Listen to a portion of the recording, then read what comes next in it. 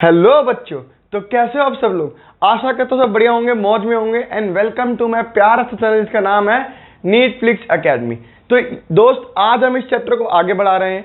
ठीक है, इस चैप्टर को मैंने बहुत ही सिंपल तरीके से अब तक आपको पढ़ाया है, समझाया है, और ये गारंटी है मेरी, अगर आपने मेरे पूरे लेक्चर्स देखे हैं तो शायद ये चैप्टर आप कभी नहीं भूलेंगे। तो आज का जो हमारा नया टॉपिक है दोस्त, वो क्या है? Outbreeding devices. डिवाइसेस, ये क्या हम फिजिक्स पढ़ने आ गए हैं? ऐसा नहीं है कि हम फिजिक्स पढ़ रहे हैं। सुनो, मैंने आप लोगों को ऑटोगैमी, गेटेनोगैमी, है ना, ये दोनों मिला, ऑटोगैमी, गेटेनोगैमी, जीनोगैमी पढ़ाया था पोलिनेशन के अंदर, है ना। तो ऑटोगैमी क्या होता था, हल्का सा बता रहा हूं, सुन लो। ऑटोगैमी क्या होता था, मान लो ये फ्लावर है ना, ये फ्लावर, ये प्लांट है और ये फ्लावर है। इसी फ्लावर में मेल भी है और फीमेल भी है ना, यानी एंड्रोशियम भी है और गायनोशियम भी है। इसके पोलन ग्रेन एक्सचेंज हो गए, मतलब मेल के पोलन ग्रेन फीमेल के पास चले गए। ऐसा को हम बोलते थे क्या दोस्त? ऑटोगैमी। अरे याद है कि नहीं है? बहुत बढ़िया। अब फिर से देखो, दूसरा क्या था, एक प्लांट है, इस पे मेल है, ठीक है। एक और प्लांट है, सेम फ्लावर, इस पे क्या है? फीमेल। इसका मेल इसके फीमेल के पास चला गया। प्लांट क्या है इस बार? सेम। इसको हम क्या बोलते थे दोस्त? गेटेनोगैमी। अरे याद है तुम लोगों को? ठीक है, अच्छे तरीके से समझा रखा है मैंने। अब ये दो प्लांट है, एक मेल है और एक फीमेल है। मेल फीमेल के पास क्या? प्लांट अलग अलग है, जीनोगैमी। क्या बोलते हैं? जीनोगैमी। ठीक है, सुनो यार, क्या मैं इसको सेल्फ पोलिनेशन कह सकता हूं? हाँ, मैं इसको सेल्फ पोलिनेशन कह सकता हूं। अरे बोलो यार, क्या मैं इसको सेल्फ पोलिनेशन कह सकता हूं? जी, जेनेटिकली, ये वर्ड मैं पढ़ा चुका हूं, जेनेटिकली मैं इसको सेल्फ पोलिनेशन कह सकता हूं। जेनेटिकली मैं इसको सेल्फ पोलिनेशन कह सकता हूं, मगर फंक्शनली या इकोलॉजिकली मैं इसको क्रॉस पॉलिनेशन कहता हूं। अरे ये बात समझ में आती है? और ये तो गारंटी क्या है हमारा? क्रॉस पॉलिनेशन ही है। ये तो गारंटी क्या है हमारा? क्रॉस पॉलिनेशन ही है कि नहीं? अरे बोलो यार, अरे बोलो। ये नया कुछ नहीं है, ये मैं पढ़ा चुका हूं बहुत अच्छे तरीके से आपको लेक्चर के अंदर। ठीक है, अब कमाल की बात ये है, अब मैं पढ़ाने जा रहा हूं आपको आउटब्रीडिंग डिवाइसेस। सर इसका मतलब क्या है? सर इसका मतलब क्या है? देखो, एक्चुअली में जब ये प्लांट सेम था, फ्लावर सेम था, है ना, तो मेल के जीन्स भी और फीमेल के जीन्स, अरे एक ही प्लांट के है ना, एक ही प्लांट के है ना, तो इन दोनों के जीन्स लगभग सेम होंगे। अरे मानते हो कि नहीं मानते? जीन्स में कोई वेरिएशंस नहीं होंगी, है ना। अगली बात बताऊं मैं, गेटेनोगैमी में तो प्लांट तो दोस्त अभी भी सेम है, मतलब जड़ तो अभी भी सेम है, उसी जड़ से मेल भी आया, उसी जड़ से फीमेल भी आया, तो इसमें भी आपको जेनेटिक वेरिएशन अच्छे से देखने को नहीं मिलेगी। अरे बोलो, जेनेटिक वेरिएशन देखने को नहीं मिलेगी, है ना। लेकिन इसमें तो आपको जेनेटिक वेरिएशन देखने को मिलेगी ही मिलेगी। अब मान लो एक ऐसा प्लांट है दोस्त, जो बड़े ही बेकार से क्या बोलते हैं उसको, बड़े ही बेकार से फल दे रहा है, बहुत बेकार फल दे रहा है ना, और मैं उसको लगातार सेल्फ पोलिनेशन कर रहा हूं। मतलब बार बार ये हो रहा है, एक्चुअली में बार बार ये हो रहा है कि मेल का फीमेल के साथ जो ये पोलिनेशन हो रहा है, ये पोलिनेशन हो रहा है, इस पे बार बार ये जा रहा है, तो सेम जीन्स बार बार निकल के सेम फ्रूट बना रहे हैं, और वो फ्रूट कैसा आ जा रहा है? खराब आ जा रहा है। वो फ्रूट क्या आ जा रहा है? बार बार खराब आ जा रहा है ना। इनके बीच में जो ब्रीडिंग हो रही है, ब्रीडिंग वो कैसी हो रही है? इन ब्रीडिंग, मतलब इनसाइड ही, मतलब खुद ही से ही, है ना। एक ही परिवार के लोग हैं, एक तरीके से मैं ऐसा कह सकता हूं, है ना। जैसे मान लो, आपने सुना होगा, बहुत अच्छी सी बात बता रहा हूं, आपने सुना होगा कि दो कमजोर घरों की शादी नहीं हो सकती, या दो कमजोर घरों के बीच में कभी रिश्ता नहीं बन सकता, है ना। वो दो घर कमजोर क्या है? एक जीन है वो भी कमजोर है, और एक और जीन है वो भी कमजोर है ना। और ये दोनों बार बार इन्हीं परिवारों के घर वाले बार बार आपस में शादी कर रहे हैं। वो परिवार दोस्त कभी भी आगे नहीं बढ़ सकता, है कि नहीं। वो हमेशा परिवार जुड़ेगा, फिर जो नया प्रोडक्ट आएगा वो भी ऐसे ही होगा, फिर जुड़ेगा, कोई फायदा नहीं है ऐसे परिवार का। अरे बोलो यार, मैं आपको बताऊं, एक गरीब फैमिली की कोई, मान लो लड़का या लड़की जो भी है ना, और एक अमीर है कोई लड़का लड़की, उन दोनों के बीच में अगर वो एक दूसरे को एक्सेप्ट कर लेती है तो हाँ, जिंदगी बदल जाती है दोस्त। अरे बोलो यार, जिंदगी बदल जाती है। हम लोगों ने गांव के एरिया में ऐसा बहुत देखा है कि गांव के एरियाज के अंदर जो फीमेल्स होती हैं वो इतनी ज़्यादा एजुकेटेड नहीं होती, है ना। और उनमें क्या होता है, एक मेल ढूंढते हैं, एक लड़का ढूंढते हैं जिसकी सरकारी नौकरी हो, या अच्छा खासा बिजनेस हो, या अच्छा खासा पैसा हो, फैमिली बैकग्राउंड अच्छा हो, और उस लड़की की उधर शादी करा दी जाती है ना, और फिर उस लड़की की किस्मत बदल जाती है। ऐसा होता है कि नहीं होता है ना। लेकिन यही अगर मैं बोलूं कि उस लड़की की वैसी वो गरीब थी और उसकी शादी भी एक गरीब घर में हो गई, तो वो जिंदगी कभी भी नहीं बदलेगी, उल्टा वो डिप्रेशन में आ जाएगी। किस में आ जाएगी दोस्त? डिप्रेशन में आ जाएगी। सेम चीज लगातार सेल्फ पॉलिनेशन करने पे बच्चों एक डिप्रेशन आता है, जिसे हम बोलते हैं इनब्रीडिंग डिप्रेशन। क्या बोलते हैं दोस्त? Inbreeding depression. और इसको हटाने के लिए प्लांट्स क्या यूज करते हैं? प्लांट्स कोशिश करते हैं कि हम सेल्फ पॉलिनेशन को रोक सके और क्रॉस पॉलिनेशन को एंकरेज कर सके। मतलब सेम जीन से बार बार हम लोग ना खेलें, हम लोग एक ऐसी जीन ले जो थोड़ी स्ट्रॉन्ग हो, ताकि हमारी अगर वीक हो तो वो मिक्स होके, या फिर वो हमारी लो जीन को, जो उसके पास हाई जीन है ना, वो उसको मास्क कर दे उसका नेचर को, है ना। अरे मेरी बात समझ में, छोटी सी बातें तो मैं समझ में आनी चाहिए, ठीक है। तो इसी के ऊपर टॉपिक है दोस्त, आउटब्रीडिंग डिवाइसेस, है ना। मेजॉरिटी ऑफ द फ्लावर्स, जो मेजॉरिटी ऑफ द प्लांट्स होते हैं हमारे, वो जो फ्लावर्स प्रोड्यूस करते हैं, वो कैसे फ्लावर्स प्रोड्यूस करते हैं दोस्त? Hermaphrodite flowers. मिटा रहा हूं मैं इसको, आप लोगों को समझ में आ गया। मैं इस चैप्टर में मैं पढ़ाने क्या वाला हूं, इस टॉपिक में आपको ये पढ़ाने वाला हूं कि आप इन ब्रीडिंग डिप्रेशन को कैसे रोकोगे। और इन ब्रीडिंग डिप्रेशन को रोकने का सिंपल सा तरीका है दोस्त, सेल्फ पॉलिनेशन को रोक दो, क्रॉस पॉलिनेशन को एंकरेज करो। सिंपल सी बात है, जिंदगी सुधरने लगेगी। अरे नहीं आई मेरी बात समझ में? बहुत अच्छे तरीके से समझा दिया। और अब इस टॉपिक में कुछ नहीं बचता है, अब तुम्हें खुद मालूम चल जाएगा मैं कर क्या रहा हूं यहां पे। चलिए दोस्त मिटा रहा हूं, 3 2 1 डुम डुम डुम डुम डुम, मिटा दिया। देखो यार, कंसेप्ट का पता होना चाहिए। टॉपिक तो यार हर टीचर सेम पढ़ाएगा, कंसेप्ट पता होना चाहिए कि ऐसा क्यों कर रहे हैं, है ना। और ये आपको बड़े अच्छे से समझ में आ गया होगा दो कमजोर घर की कहानी सुन के। चलिए दोस्त, मेजॉरिटी ऑफ द जो प्लांट्स होते हैं वो कैसे फ्लावर प्रोड्यूस करते हैं? Hermaphrodite flowers. ये कौन सी गाली है सर? हमने तो आज तक यूनिसेक्सुअल बाइसेक्सुअल सुना है, ये कौन सी गाली दे दी? तो ये हर्माफ्रोडाइट मतलब वही होते हैं दोस्त, बाइसेक्सुअल फ्लावर्स ही हर्माफ्रोडाइट फ्लावर्स होते हैं। तो मेजॉरिटी ऑफ द जो प्लांट्स होते हैं दोस्त, वो हर्माफ्रोडाइट फ्लावर्स रिलीज करते हैं। हर्माफ्रोडाइट फ्लावर्स मतलब बाइसेक्सुअल, मतलब मेल फीमेल एक में ही है। अगर मेल फीमेल एक में है तो गारंटी है सेल्फ पॉलिनेशन का बहुत ज्यादा चांस है। सीधी सी बात है, एक प्लांट ने एक फूल को जन्म दिया और उसी में मेल और उसी में फीमेल, मैं कहूंगा 99.9% चांस है कि ये क्या करेगा? ऑटोगैमी करेगा। 0.1% सर आपने क्यों छोड़ दिया? क्योंकि ये फ्लावर क्लोज नहीं है। है ना, क्योंकि ये फ्लावर क्लोज नहीं है, मैंने ओपन करके बनाया। और अगर ये क्लोज हुआ तो मैं 100% कहता हूं कि ये ऑटोगैमी ही करेगा और कुछ नहीं कर सकता। इतनी बात समझ में आती है? चलो ठीक है। अब क्या होता है, अब ये हर्माफ्रोडाइट फ्लावर जो प्रोड्यूस हो रहे हैं, इसके अंदर सेल्फ पॉलिनेशन होने वाली है, इसी को तो रोकना है दोस्त, है ना। इसको रोकने के लिए हमारी प्लांट्स अलग अलग तरीके करती है। देखो, सिर्फ पोलन ग्रेन का स्टिग्मा पे गिरना, अगर आप बोलो कि इसके बाद सब कुछ हो जाएगा, कि ये आगे पोलन ट्यूब बन जाएगी, 10वीं क्लास की बातें है ना, फर्टिलाइजेशन हो जाएगी, तो ऐसा बिल्कुल गलत है। कि ये नहीं है कि कोई भी पोलन ग्रेन आके इसके ऊपर गिर गया और ऐसा काम हो जाए, ऐसा नहीं होता है, ठीक है। चलो अब मैं बताता हूं आपको प्लांट क्या क्या करता है। पहला प्लांट का तरीका है, अगर बाइसेक्सुअल फ्लावर है तो पहला प्लांट का तरीका है वो है डाइकोगैमी। है सर, ये तो कभी एनसीईआरटी में पढ़ा ही नहीं है बेटा, अभी बता रहा हूं। डाइकोगैमी में भी उसके पास दो तरीके हैं, प्रोटेंड्रस और प्रोटोगाइनस। देखो साहब, मैं एक भी वर्ड एनसीईआरटी से बाहर नहीं बोल रहा हूं, बस जो एनसीईआरटी ने लाइनें दी हैं उनका मीनिंग प्रोटेंड्रस और प्रोटोगाइनस होता है, ठीक है।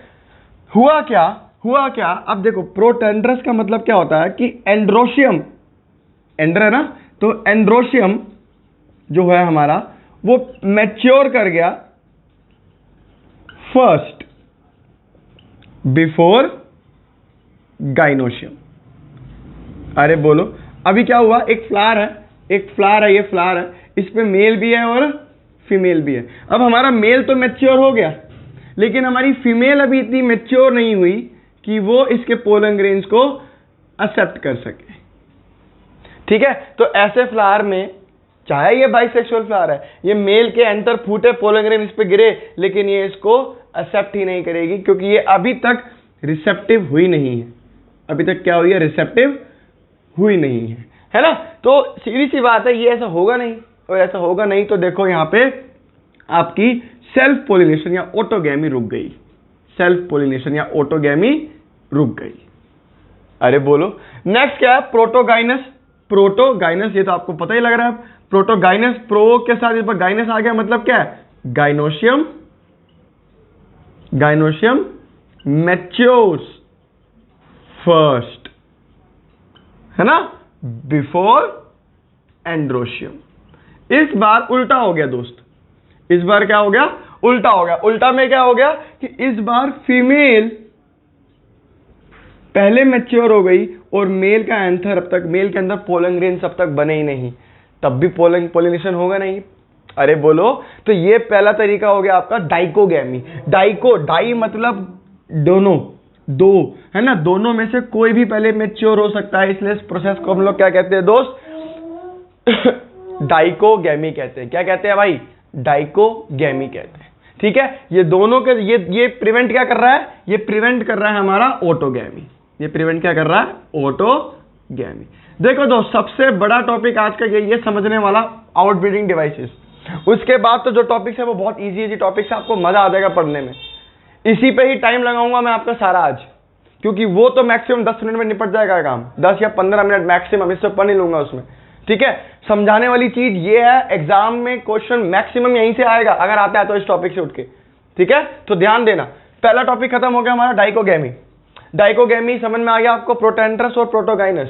पहले एंड्रोशियम मैच्योर होगा तो प्रोटोएंड्रस, और पहले गाइनोशियम मैच्योर होगा तो प्रोटोगाइनस। छाप लो उसको, फिर मिटा रहा हूं, छाप लो उसको, फिर मिटा रहा हूं। चलिए 3, 2, 1 मिटा दिया, मिटा दिया भाई। नेक्स्ट जो तरीका है, वो तरीका है दोस्त, वो तरीका है हर्कोगैमी का। सर कैसी कैसी बातें हैं ये, अरे हर्कोगैमी तो पढ़ाया ही नहीं है कभी, एनसीईआरटी ने लिखा ही नहीं है। अरे सब लिखा होगा दोस्त एनसीईआरटी ने, बस उसकी डेफिनेशन का जो एक, उस पूरी लाइन को अगर मैं एक वर्ड में कहूं तो उसको मैं हर्कोगैमी कहता हूं, उसने उसको एक्सप्लेन करके लिखा हुआ है। ठीक है, तो मैं एनसीईआरटी से बाहर नहीं जा रहा, एनसीईआरटी की जो लाइन है उसी को एक वर्ड में समझा रहा हूं। ठीक है ना, क्योंकि नीट का सवाल है दोस्त। चलो, हर्कोगैमी में क्या होता है, फ्लावर ने कुछ ऐसा तरीका अपनाया कि मैं सेल्फ पोलिनेशन को रोक सकूं। उसने स्टेमन एंड पिस्टिल को, स्टेमन और पिस्टिल को बच्चों डिफरेंट पोजीशन पे रख दिया। क्या रख दिया दोस्त, डिफरेंट पोजीशन पे रख दिया। कहने का मतलब देखो दोस्त, ये एक फ्लावर है ना, और ये आपकी क्या है, ये आपकी फीमेल है। अरे बोलो, है ना, और मेल देखो, ये रे मेल यहां से मैं कहता हूं ये रहा, ऐसा इस पोजीशन पे है मेल, इस पोजीशन पे है ऐसे करके मेल। अब देखो यहां पे अगर एंथर फूटा भी, इनकी पोजीशन डिफरेंट है, अगर यहां पे एंथर फूटा भी तो भी इसके पोलन ग्रेन्स यहां तक नहीं पहुंच पाएंगे, इसके पोलन ग्रेन्स यहां तक नहीं पहुंच पाएंगे। इसे बोलते हैं डिफरेंट पोजीशन। या एक और पोजीशन आप ऐसे रख सकते हो, इधर देखिए, ये आपकी फीमेल है ना, और यहां पे आपका कहीं एंथर है, ये देखो पोजीशंस डिफरेंट। अरे बोलो यार, पोजीशंस डिफरेंट, पोजीशन डिफरेंट होने की वजह से सीधी सी बात है, यहां पे ऑटोगैमी होना पॉसिबल नहीं है। आई थिंक आपको समझ में आया होगा। पहला प्रोसेस हो गया डाइकोगैमी में आपका प्रोटोएंड्रस, प्रोटोगाइनस। दूसरा तरीका हो गया आपका हर्कोगैमी में क्या हो गया कि स्टेमन एंड पिस्टिल को आपने डिफरेंट पोजीशन में जाके रख दिया, है ना। अब डिफरेंट पोजीशन पे अगर रख दिया है तो ऑफकोर्स ये बात है, सेल्फ पोलिनेशन होगा नहीं। और अगर मैं हर्माफ्रोडाइट फ्लावर की बात कर रहा हूं तो मेनली ऑटोगैमी यहां पे पॉसिबल नहीं है। चलिए यार, बहुत बढ़िया, आपको दोनों बात समझ में आई। तीसरी बात मैं बताऊं, देखो है तो सेम लाइन, यही है तो यही तरीका, बस डिफरेंट पोजीशन की जगह डिफरेंट हाइट आ जाता है। डिफरेंट पोजीशन की जगह डिफरेंट हाइट आ जाता है। मतलब अगर स्टेमन एंड पिस्टिल डिफरेंट हाइट पे हैं, डिफरेंट हाइट पे हैं, तो ऐसो को हम लोग बोलते हैं, डिफरेंट है ना, डिफरेंट को बोलते हैं हम हेटेरोस्टाइली। हेटेरोस्टाइली में क्या है, स्टेमन एंड पिस्टिल अलग अलग डिफरेंट हाइट पे हो गए, है ना। मान लो ये रहा इतनी बड़ी, यहां तक है आपका पिस्टिल, ठीक है, और ये इतनी सी हाइट पे आपका क्या, इतनी सी हाइट पे आपका क्या है, स्टेमन। तो ये दोनों की हाइट डिफरेंट हो गई, जिसकी वजह से फिर से सेल्फ पॉलिनेशन या मैं बोलूं ऑटोगैमी रुक गया। अरे नहीं आई मेरी बात समझ में? आई थिंक आपको मेरी बातें समझ में आ रही हैं। तो ये सारा का सारा टॉपिक ऑफकोर्स सी बात है आउट ब्रीडिंग डिवाइस में ही आएगा। डन, चलिए बहुत बढ़िया। तीसरा जो तरीका है, चौथा तरीका दोस्त ये है, वो एक जेनेटिक मैकेनिज्म है। वो क्या है, एक जेनेटिक मैकेनिज्म है, जिसे हम बोलते हैं, fourth one is self incompatibility.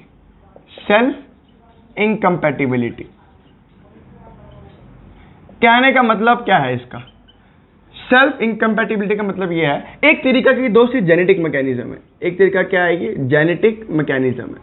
Genetic mechanism क्यों है, समझिएगा। मान लो ये पेन खत्म हो रहा है यार, इंक मेरे पास है नहीं, बस ये इस लेक्चर में चल जाए, है ना। मान लो ये एक फ्लावर है और ये एक मेल है और यहाँ पे क्या है, एक फीमेल है।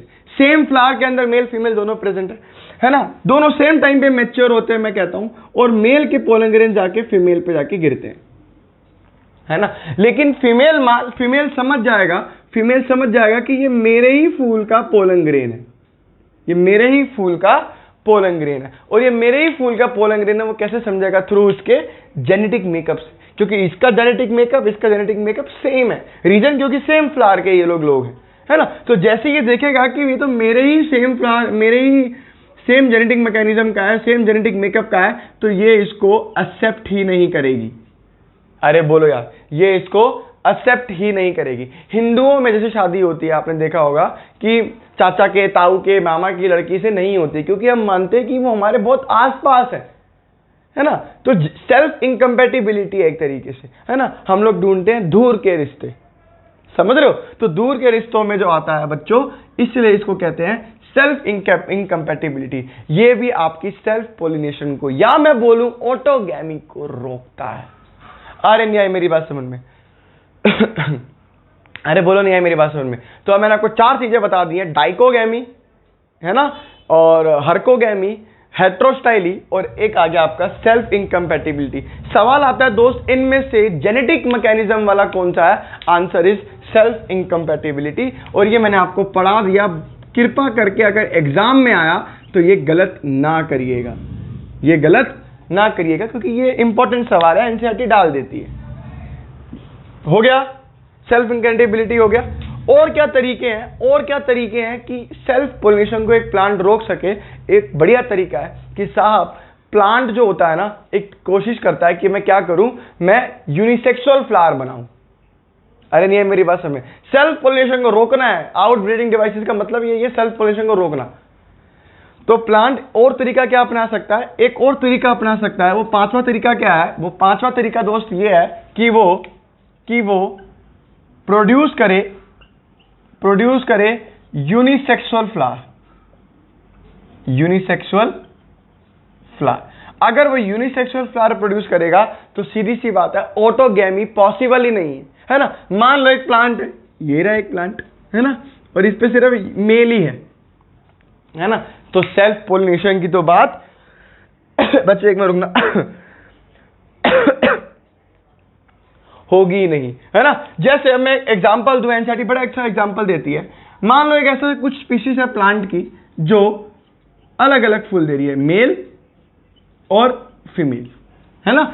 एक मेल है और एक फीमेल है ना।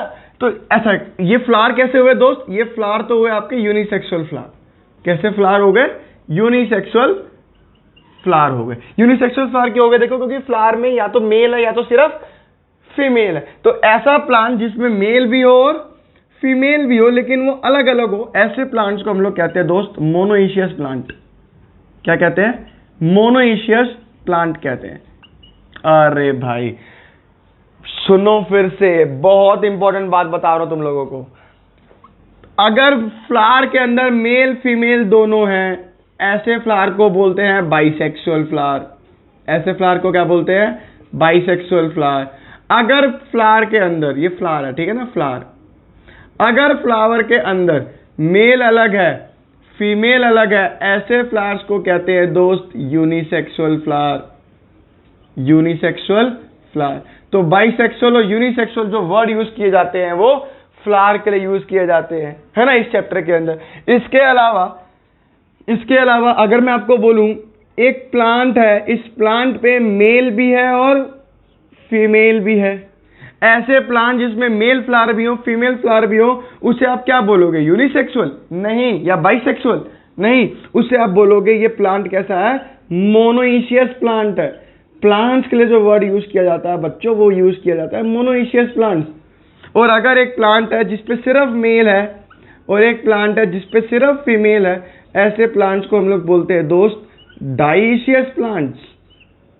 बच्चों याद रखना, 1 लाख रुपए का सवाल है, 1 लाख रुपए का सवाल है जो मैं पढ़ा रहा हूं अभी, ठीक है ना। कोई नहीं बताता है, छोटी छोटी बातें तो मैं आपको बताना जा रहा हूं यहाँ पे, ठीक है। फ्लावर के लिए यूज करते हैं बाइसेक्सुअल यूनिसेक्सुअल, लेकिन वहीं प्लांट्स की बात करें तो अगर मेल फीमेल सेम प्लांट पे तो मोनोइशियस प्लांट्स और मेल फीमेल अलग अलग प्लांट्स में तो डाइशियस प्लांट्स बोलते हैं। चलो समझ में आ गया होगा। अब मैं कह रहा हूं प्लांट कोशिश कर रहा है कि यूनिसेक्सुअल फ्लावर प्रोड्यूस कर सके। अब यूनिसेक्सुअल फ्लावर प्रोड्यूस करने के तरीके प्लांट्स के पास 2 हैं, या तो वो ऐसे करके प्लांट प्रोड्यूस करे मोनोइशियस प्लांट्स हो, या वो डाइशियस प्लांट्स हो, है ना। मोनोइशियस प्लांट मतलब देखो यूनिसेक्सुअल फ्लावर प्रोड्यूस किए, एक में सिर्फ मेल है एक में फीमेल है और प्लांट क्या है?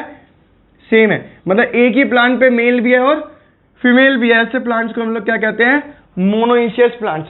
क्या यहाँ पे ऑटोगैमी पॉसिबल है?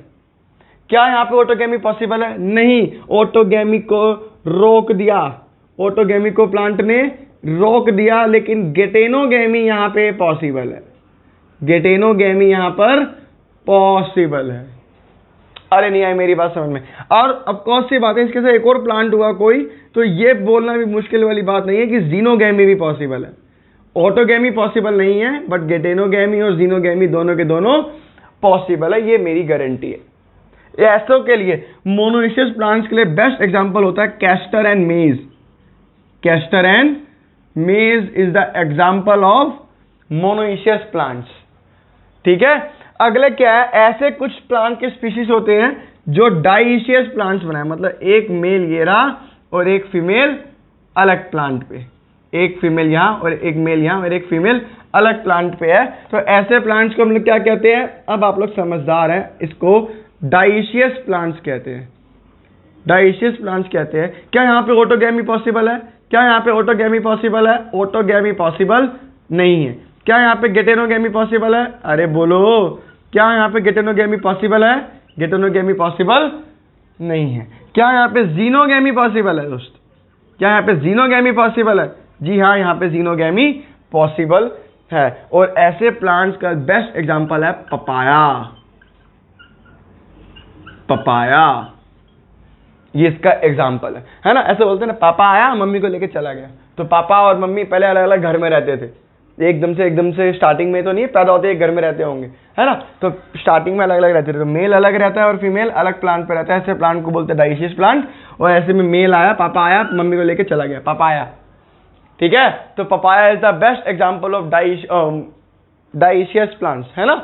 और कैस्टर एंड मेज is the best example of monoecious plants. अरे बोलो, है ना। और ये आपकी ये कंडीशन आपकी ऑटोगैमी और गेटेनोगैमी दोनों को बचाती है, सिर्फ जीनोगैमी फेवर करती है। और जीनोगैमी ऑफ कोर्स सी बात है, क्रॉस पॉलिनेशन है, सेल्फ पॉलिनेशन नहीं है।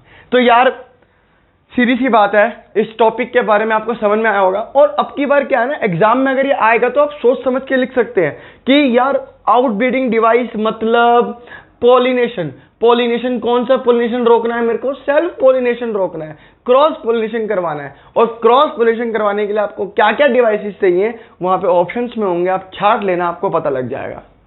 अरे बोलो, ठीक है। चलिए इस टॉपिक को करते खत्म, और नेक्स्ट हम हेडिंग पे आते हैं अपना, जिसे बोलते हैं दोस्त पोलन पिस्टल इंटरेक्शन। अभी सीधी सी बात है, अभी तक मैंने आपको बता दिया पोलिनेशन कैसे होता है, ठीक है, सब कुछ मैंने आपको बता दिया, उसके अलावा मैंने उसके कुछ पॉइंट्स भी आपको समझा दिए। अब मैं जो आपको पढ़ाने जा रहा हूं दोस्त वो है कि पोलन का जब पिस्टिल पे गिरा, जब पोलन पिस्टिल पे गिरा तो एक इंटरेक्शन हुई है ना, वो इंटरेक्शन के बारे में हम समझेंगे इस टॉपिक के अंदर। चलिए दोस्त बता रहा हूं, 3 2 1 घिशुम धीशुम। देखो यार आउटब्रीडिंग डिवाइस अगर मैं देखूं तो 24 मिनट के 25 मिनट के आसपास आपकी सिर्फ आउटब्रीडिंग डिवाइस चली है, और ये सच्ची में इतना इंपॉर्टेंट टॉपिक है कि मेरे को 25 मिनट यहां पे लगाने पड़े, ठीक है। हाँ, अगले टॉपिक इजी से हैं, तो अगले टॉपिक्स में आपको टाइम लगेगा नहीं, ठीक है। चलो भाई देखो, next heading is pollen pistil interaction, pollen pistil interaction. देखो भाई, अब ऐसा है इस टॉपिक को पढ़ने में बड़ा मजा आता है, बहुत इजी टॉपिक है एक्चुअली में, ठीक है, आपको इतना कुछ याद करने की जरूरत पड़ती नहीं इसके अंदर। चलिए बच्चों, पोलन पिस्टिल इंटरेक्शन। अब क्या हुआ, अब होता क्या एक्चुअली में, देखो ये हमारा स्टिग्मा है, ये स्टाइल है, और ये आपकी ओवरी है, इतना तो मालूम है ना, और ये आपके प्यारे प्यारे से पोलन ग्रेन से।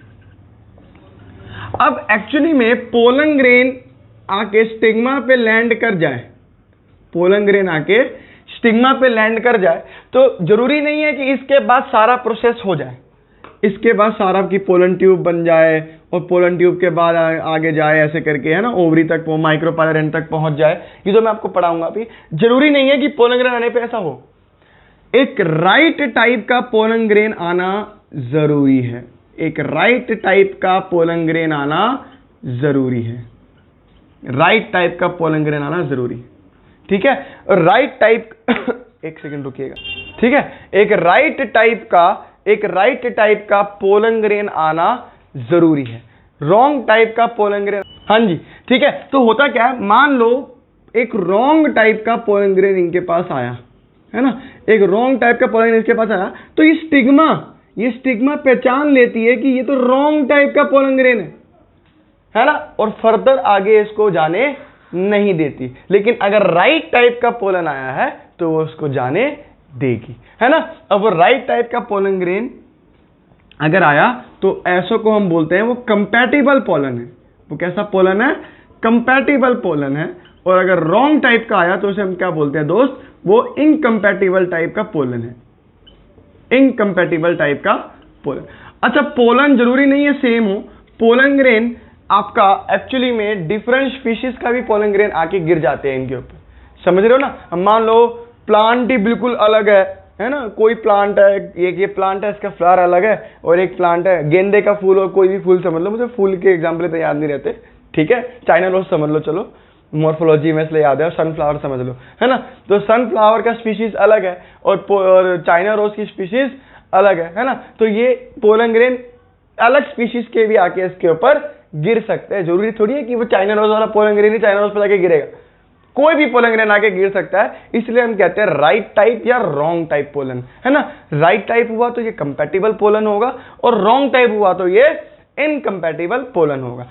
कंपैटिबल पोलन के साथ ये शादी करेगी, आगे जाके फर्टिलाइजेशन करेगी, और इनकम्पैटिबल हुआ तो ये नहीं करेगी। अब होता क्या है, पोलन पिस्टिल, जब पोलन ग्रेन, जब एक राइट टाइप का पोलन ग्रेन, एक राइट टाइप का, मान लो ये राइट टाइप का पोलन ग्रेन है दोस्त, एक राइट टाइप का पोलन ग्रेन जब स्टिग्मा पे आके गिरता है तो कुछ केमिकल्स रिलीज होते हैं। क्या रिलीज होते हैं? केमिकल्स रिलीज होते हैं, और स्टिग्मा हमारी पहचान लेती है कि ये राइट टाइप का पोलन है। अरे मेरी बात समझ में आई नहीं आई?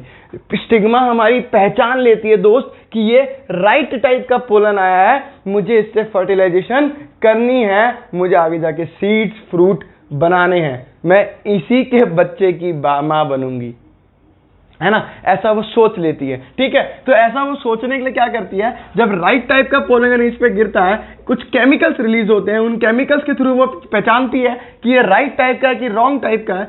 इसलिए जो पोलन पिस्टिल इंटरेक्शन है बच्चों, वो एक केमिकल प्रोसेस है। वो क्या है दोस्त? एक केमिकल प्रोसेस है।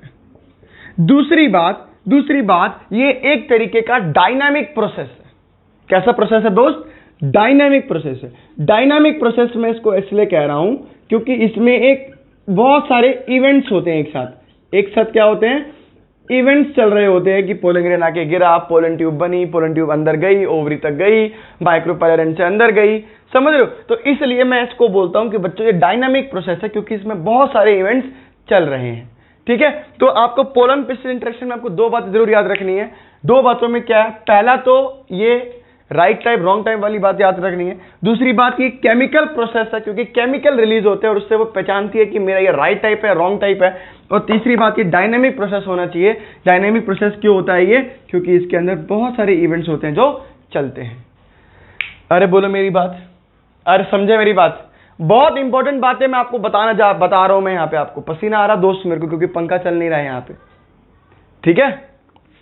हाँ जी ठीक है, चलिए दोस्त आगे बढ़ते हैं और देखते हैं जब एक राइट टाइप का पोलन ग्रेन यहाँ पे गिरता है तो एक्चुअली में होता क्या है, ठीक है। चलिए मिटा रहा हूं दोस्त, ये पेन खत्म हो गया और मुझे क्या बोलूं मैं, पेन खत्म हो गया, पता नहीं ये लेक्चर पूरा हो पाएगा नहीं हो पाएगा इस पेन से। मेहनत मेहनत मेहनत मेहनत मेहनत, कितनी मेहनत करे इंसान। चलो बच्चों ये देखो, थोड़ा सा मैं यहां पे बड़ा बना रहा हूं, डिंग डिंग, ठीक है ऐसे। और ओवरी तो मैं कुछ ज्यादा ही बड़ी बनाऊंगा बे, ठीक है। ये आपका एक कार्पल है, ठीक है। ये स्टिग्मा, ये स्टाइल, ये ओवरी है ना। और इस ओवरी के अंदर आपको याद है मैंने आपको बनवाया है ओव्यूल बनवाया है। अरे ओव्यूल बनवाया कि नहीं बनवाया मैंने तुमसे, तो मैं यहां पे एक ओव्यूल बना दे रहा हूं।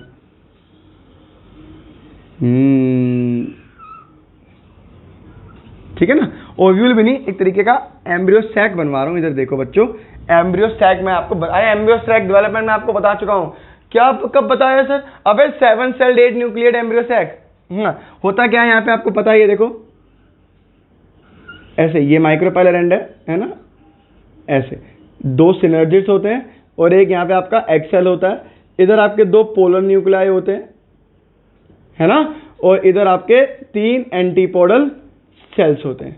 तो ये हो गया आपका माइक्रोपाइलर एंड, ये हो गया आपका चराजल एंड, है ना। और यहाँ पे आपके फिलीफॉर्म अपैरेटस आपको ऐसे एक थिकनिंग जो होती है सिनर्जिड्स की सेल्स की वो आपको दिखती है, हम क्या बोलते हैं फिलीफॉर्म अपैरेटस। अब एक राइट टाइप का पोलन ग्रेन आ रहा है, अब एक राइट टाइप का पोलन ग्रेन आ रहा है। अब ये राइट टाइप का पोलन ग्रेन आपको पता है 60% एंजियोस्पर्म्स के अंदर जो पोलन ग्रेन होते हैं वो 2 सेल स्टेज पे होते हैं, है ना, वेजिटेटिव सेल और जनरेटिव सेल। कुछ पोलन ग्रेन्स ऐसे होते हैं जो डायरेक्टली 3 सेल स्टेज में आ रहे होते हैं और वो 2 सेल से 3 सेल स्टेज में कब पहुंचते हैं, जब जनरेटिव सेल माइटोसिस करके 2 मेल गैमेट्स बना लेता है। क्या बोल गए सर? अबे गधो, पिछला लेक्चर देख के आओ, सब पढ़ा रखा है, ठीक है। तो मान लो इस बार जो राइट टाइप के पोलन ग्रेन आ रहे हैं वो कैसे आ रहे हैं बच्चों, 2 सेल स्टेज पे आ रहे हैं। 2 सेल स्टेज का मतलब क्या होता है, वेजिटेटिव सेल वीसी लिख रहा हूं और जनरेटिव सेल, 2 तरीके के सेल होंगे, है ना। अब क्या हुआ, ये राइट टाइप के पोलन ग्रेन आके इस पे गिरे, ये पोलन ग्रेन है राइट टाइप का और कैसा है 2 सेल स्टेज पे, है ना। हाँ कुछ रॉन्ग टाइप के भी होंगे, जो रॉन्ग टाइप के होंगे वो रिजेक्ट हो चुके होंगे स्टिग्मा से। ये आपको दिख रहा है, जो 2 रॉन्ग टाइप के थे वो रिजेक्ट हो गए हैं और ये जो राइट टाइप का मैंने वो सेंटर में बनाया, ठीक है। अब ये सेंटर में है, अब क्या होगा, केमिकल्स रिलीज हुए, इसको पहचाना गया कि ये राइट टाइप का है। राइट टाइप का जब पहचाना गया तो क्या हुआ, यहां से पोलन ट्यूब का जर्मिनेशन होना शुरू हुआ, पोलन ट्यूब बननी शुरू हुई। और याद रखना बच्चों, जब पोलन ट्यूब बन रही होती है, उसी टाइम पे इस 2 सेल स्टेज में जो जनरेटिव सेल होता है वो माइटोसिस करके अपने आप को 3 सेल स्टेज में बदल लेता है। अरे बोलो, मैंने आपको उस टाइम पे भी समझाया था कि pollen grain at the end 3 cell stage पे ही आएगा, लेकिन वो अगर रिलीज हुआ है तो वो 2 सेल स्टेज पे भी रिलीज हो सकता है, लेकिन एट दी एंड वो आएगा तो 3 सेल स्टेज पे ही, जो मैं आपको यहाँ पे बता रहा हूँ। देखो दोस्त मेरी बातें सुन लो क्योंकि पेन खत्म हो रहा है और इंक मेरे पास अभी है नहीं, ठीक है। तो तुम लोग सोचो कि मैं अभी लिख के पढ़ा पाऊंगा ढंग से, तो वो मुश्किल हो पा रहा है मेरे साथ। समझने के लिए आपको मेरे कलम की जरूरत नहीं है, आप बड़े अच्छे से समझ सकते हो यहाँ पे, ठीक है। तो क्या हुआ, जब पोलन ट्यूब बन रही थी तो 2 सेल स्टेज अपने आप 3 सेल स्टेज में कन्वर्ट हो गया और पोलन ट्यूब यहां से जाते जाते एक फिलीफॉर्म अपैरेटस तक पहुंची, एक सिनर्जिड के फिलिफॉर्म अपैरेटस तक पहुंची, है ना। होता कि आपको मैं बताया था कि फिलिफॉर्म अपैरेटस का काम क्या है, वो पोलन ट्यूब को गाइड करती है कि आपको यहां से आना है। तो वही देखिए पोलन ट्यूब यहां से लेके यहां तक आ गया, ठीक है। तो इस पूरे प्रोसेस को कि पोलन ग्रेन को पहचानने से लेके पोलन ट्यूब का ओवरी के अंदर जाना, मतलब यहां माइक्रोपाइलर तक एंट्री लेना, इस पूरे प्रोसेस को हम लोग कहते हैं दोस्त pollen pistil interaction. Pollen pistil interaction. अरे मेरी बात समझ में आई कि नहीं आई? इस पूरे प्रोसेस को जब तक ये पोलन ट्यूब यहां तक पहुंच नहीं पाती तब तक हम इसको बोलते हैं पोलन पिस्टिल इंटरेक्शन, क्योंकि इसके बाद वाले प्रोसेस में स्टार्ट हो जाता है फर्टिलाइजेशन। अरे नहीं आई मेरी बात समझ में? अरे बोलो, है ना।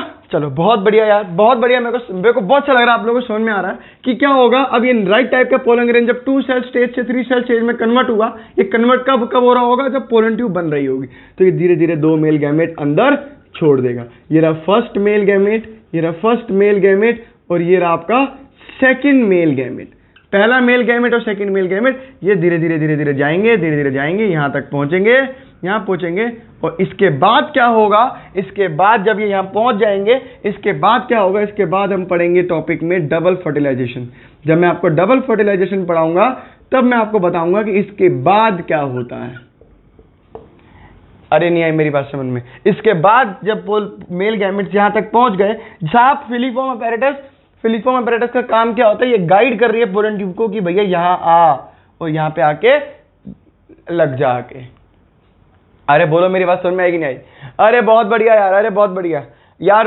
99.9% बात है, मुझे आज का लेक्चर आपको बहुत पसंद आ रहा होगा, क्योंकि मुझे ही पढ़ाने में अच्छा लग रहा है। तो तुम्हें क्या समझ नहीं आ रहा होगा? ठीक है ना बच्चों। तो ये हो गया आपका पोलन पिस्टिल इंटरेक्शन के बारे में पूरा कंसेप्ट यहाँ पे आपके खत्म होता है। ठीक है, चलो बच्चों अगला जो लास्ट टॉपिक है आज का हमारे इस लेक्चर का, देखो दोस्त मैं आज इस एक लेक्चर में 3 टॉपिक कन्वर्ट कर रहा हूं। ठीक, 3 टॉपिक कन्वर्ट नहीं, सॉरी कवर कर रहा हूं। मेरी अंग्रेजी बहुत बुरी हो गई है क्योंकि मुझे पसीना बहुत आ रहा है।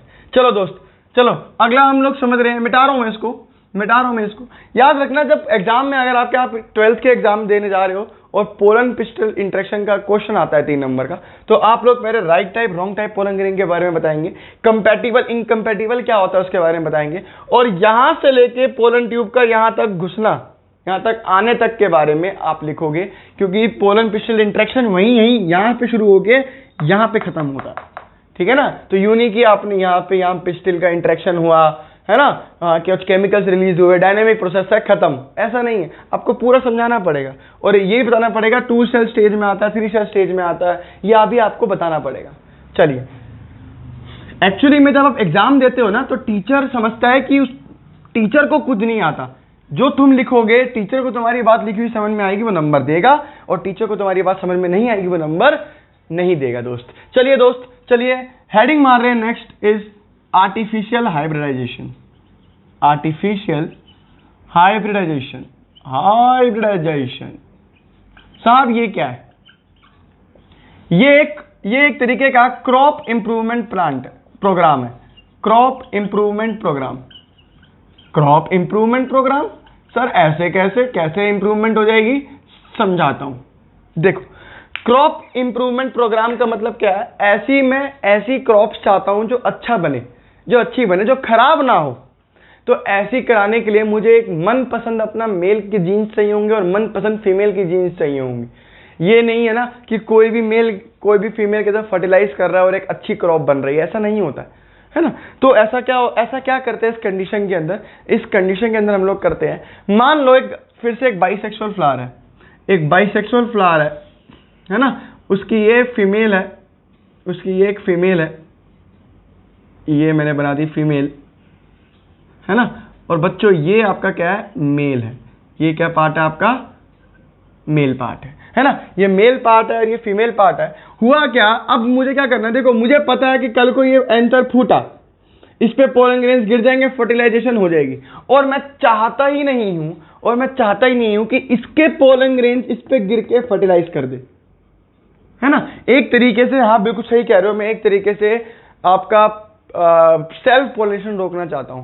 मैं चाहता हूं कि मैं इस पे अपने डिजायर्ड एंथर के जीन्स, जो मेरे को डिजायर जीन्स हैं, वो मैं इस पे गिर सकूं।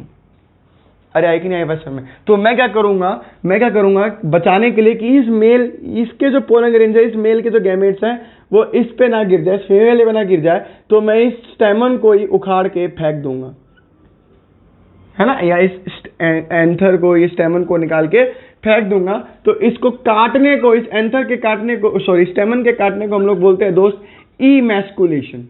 क्या बोलते हैं? मेरा पहला प्रोसेस हुआ इमैस्कुलेशन, है ना। इसमें क्या हुआ, मैंने इसको कट कर दिया ताकि इसके ऊपर ये वाले पोलन ग्रेन्स आके ना गिर जाए। आई मेरी बात समझ में? इससे पहले भी एक चीज कर सकते हैं, इससे पहले हम लोग पेरेंट्स को ढूंढते हैं जो मेरे डिजायरेबल पेरेंट्स होंगे। जैसे मैं चाहता हूं कि एक अच्छा सा शेप बने, एक अच्छे सा शेप के लिए उसके लिए एक अच्छी फीमेल जीन्स चाहिए और एक अच्छी मेल जीन्स चाहिए, है ना। एक पोलन ग्रेन अच्छा होना चाहिए, एक एम्ब्रियो सेक, जो एग अंदर एग का सेल, उसके अंदर जीन्स अच्छे होने चाहिए। तो मैं क्या चाहता हूं कि इस पोलन ग्रेन के अच्छे जीन्स है और इस एग सेल के अच्छे जीन्स है, इन्हीं दोनों को मिलना चाहिए। लेकिन इसके आसपास और भी एंथर्स है या स्टेमन है जो इस पे गिर सकते हैं पोलन ग्रेन, तो मैं उनको क्या करूंगा, काट दूंगा ताकि वो इस पे ना गिर जाए और मैं इसको सेव करके रखूं। तो इस प्रोसेस को बोलते हैं दोस्त इमैस्कुलेशन। क्या बोलते हैं? पहला प्रोसेस हो गया आर्टिफिशियल हाइब्रिडाइजेशन में पेरेंट्स को चूज किया और उसके बाद हमने इमैस्कुलेट कर दिया अगर वो बाइसेक्सुअल फ्लावर है। चलो अब मैंने इसको मिटा दिया, तो काट दिया, तो ये हट गया यहां से और ये भी हट गया यहां से, है ना। अभी क्या है दूसरा प्रोसेस में क्या होता है, मान लो इनसे तो ये एंथर से बच गए, इनके पोलन ग्रेन्स तो ये बच गए, लेकिन बाहर भी तो कुछ ना कुछ पोलन ग्रेन्स होंगे जो हवा से उड़ रहे होंगे, या कोई इंसेक्ट लेके, बी लेके इस पे आगे बैठ जाए, ऐसा भी तो हो सकता है। उससे बचाने के लिए बच्चों मैं इस पे एक बैग लगा दूंगा, और वो बैग किसका बना होता है? बटर कप का। एक बटर कप का बैग बना होता है, बटर कप पेपर का, बटर कप पेपर होता है कुछ, है ना, काफी अच्छा पेपर होता है ना। उसके ऊपर में से ये मैंने इस पे एक बटर कप लगा दिया, बटर कप एक पेपर से इसको मैंने टाई कर दिया। ऐसा क्यों किया मैंने? ताकि कोई अनवांटेड पोलन ग्रेन जो मुझे नहीं चाहिए, जो मैं चाहता नहीं हूं कि इससे इंटरेक्ट कर जाए इस बहनजी से, वो नहीं हो पाएगा। इसलिए मैंने सेकेंड स्टेप क्या किया बच्चों? बैगिंग कर दिया। क्या कर दिया बालकों? बैगिंग कर दिया। बैगिंग किससे करते हैं हम लोग? बटर कप पेपर से करते हैं। किससे करते हैं? बटर कप पेपर से करते हैं। ठीक है। अब क्या हुआ तीसरा प्रोसेस में? अब क्या होता है, ये कर दिया मैंने, ठीक है। अब मुझे क्या चाहिए देखो, अब मुझे जो अपने पोलन ग्रेन्स चाहिए, है ना, जो पोलन ग्रेन्स एक्चुअली में डिजायर है मैं इस पे जाके घेर सकूं, मैं इस बैगिंग को हटाऊंगा, ठीक है, और इस पे पोलन ग्रेन डाल दूंगा अपने डिजायरेबल वाले, और फिर से इसको रीबैग कर दूंगा ताकि ये सेफ रहे। अरे आई कि नहीं आई बात समझ में? तो तीसरा प्रोसेस एक और होता है। अब मान लो मैंने ये इमैस्कुलेशन कर दी, बैगिंग कर दी, और मुझे पता ही नहीं है मेरे को इसे करना क्या है। मुझे पता ही नहीं है इसे करना क्या है। तो तीसरा प्रोसेस हो सकता है दोस्त टैगिंग। मैं इस पे एक टैग लगा दूंगा कि मुझे इसके साथ करना क्या है, और ये मेरा है, मैं इस पे नाम भी लिख सकता हूं अपना। समझ रहे हो? तो आर्टिफिशियल हाइब्रिडाइजेशन में तीन चीजें होगी, इमैस्कुलेशन, बैगिंग एंड टैगिंग होगी। एनसीईआरटी टैगिंग के बारे में नहीं लिखती है, टैगिंग में एक ही जी आता है, शायद देख लेना, है ना, टैगिंग में एक ही जी आता है। तो एनसीईआरटी टैगिंग के बारे में नहीं बताती, मगर हाँ वो रीबैगिंग के बारे में और इन सब के बारे में सब कुछ बताती है, जो मैं आपको खुद बता चुका हूं कि रीबैगिंग जरूरी क्यों है। कि कल को जब मुझे इस पे अपने फेवरेबल जो मैंने ढूंढ रखा है पोलन ग्रेन वो गिरना है, तो मुझे इस बैग को तो हटाना पड़ेगा ना। तो वो बैग हटाया मैंने, उसके बाद मैंने इसको दोबारा पोलन ग्रेन इस पे गिरने के बाद इसको मैंने क्या कर दिया? रीबैग कर दिया, है ना। अब मान लो कोई यूनिसेक्सुअल फ्लावर है, कोई यूनिसेक्सुअल फ्लावर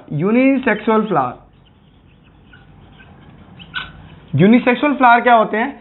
यूनिसेक्सुअल, अब तो बता दो, जिस फ्लावर में या तो सिर्फ मेल हो या तो सिर्फ फीमेल हो, ऐसे फ्लावर्स को हम लोग क्या बोलते हैं? Unisexual flower. एक बात बताओ, अगर इस पे सिर्फ और सिर्फ मेल है या इस पे सिर्फ और सिर्फ क्या है? फीमेल है ना, तो क्या मुझे इमैस्कुलेशन की जरूरत पड़ेगी? इमैस्कुलेशन की जरूरत तो मुझे तब पड़ रही थी ना जब मेल और फीमेल दोनों एक फ्लावर के अंदर प्रेजेंट थे।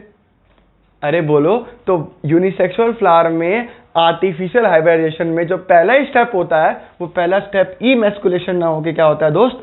बैगिंग होता है। क्यों? क्योंकि उसमें हमें मेल फीमेल अलग अलग करने ही नहीं है, वो मेल फीमेल पहले से ही अलग है ना। हमें सिर्फ अनवांटेड पोलन ग्रेन से हमारे कार्पेल या पिस्टिल को बचाना है, ठीक है। तो सिंपल सा कंसेप्ट था ये क्रॉप इंप्रूवमेंट प्रोग्राम के बारे में, जो आर्टिफिशियल हाइब्रिडेशन जो आपके एग्जाम में आती है बहुत बार 2 नंबर की, है ना, बोर्ड्स के अंदर। इवन नीट का भी सवाल आता है कि किसके 3 प्रोसेस के नाम क्या क्या होते हैं, इमैस्कुलेशन, बैगिंग एंड टैगिंग। तो आशा करता हूं दोस्त आपको ये लेक्चर बहुत पसंद आया होगा। अगर ये लेक्चर आपको पसंद आया तो लाइक करना, शेयर करना, सब्सक्राइब करना और अपने उन दोस्तों को भेजना जो इस चैप्टर से डरते हैं पढ़ने के लिए, ठीक है। तो मिलते हैं अपने अगले लेक्चर में, तब तक के लिए ओके, बाय बाय।